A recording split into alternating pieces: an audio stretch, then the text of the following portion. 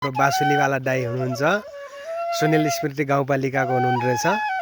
अत्यन्तै राम्रो बासुली बजाउनुहुन्छ यहाँले। यहाँको प्रतिभा म जनतामाझ सुनाउँदैछु, कस्तो छ सुनिएर प्रतिज्ञा गर्नु होला है।